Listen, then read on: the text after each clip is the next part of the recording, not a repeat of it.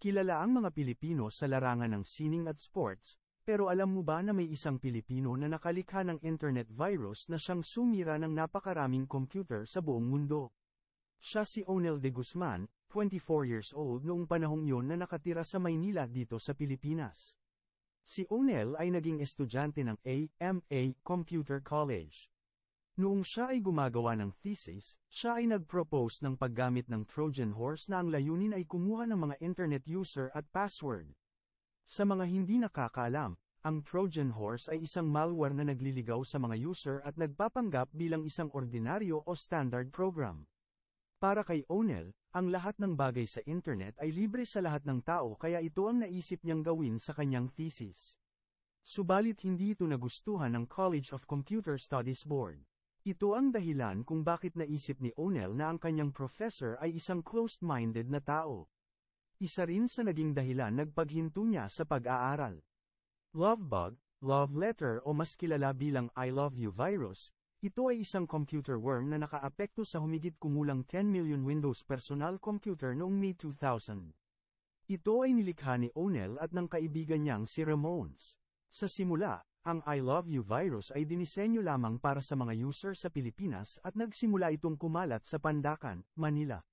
Subalit di nagtagal, tinanggal ni Onel ang geographic restriction kaya ang virus ay nakarating na rin sa Hong Kong, Europe at di kalaunan, umabot na rin siya sa US. Paano nga ba kumakalat ang I love you virus? Gamit ang email na may subject line na I love you at attachment na love letter for you, text.vbs.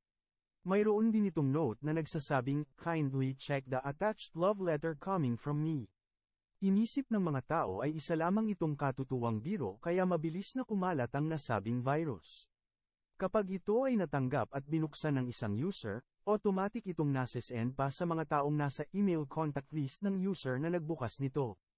Binubura ng virus na ito ang mga impormasyon sa isang computer kasama na rito ang mga financial records, business records, mga larawan at kung ano-ano pang mahalagang impormasyon.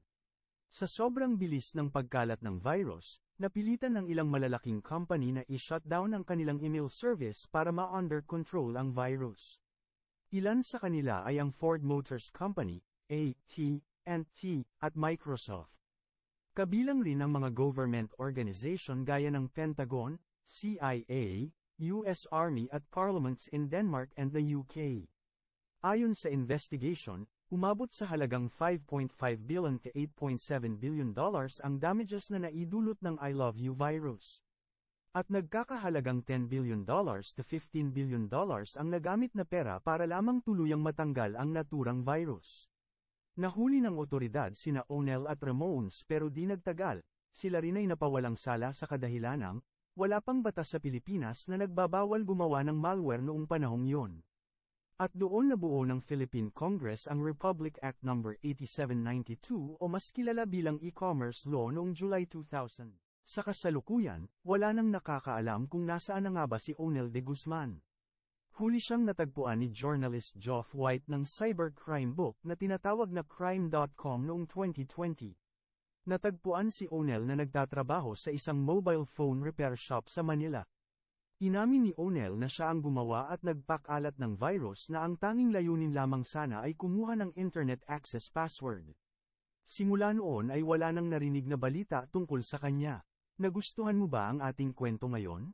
Kung oo, pa-like at pa-share ng ating video para sa mga susunod pang mga kwento. Maraming salamat sa panunood.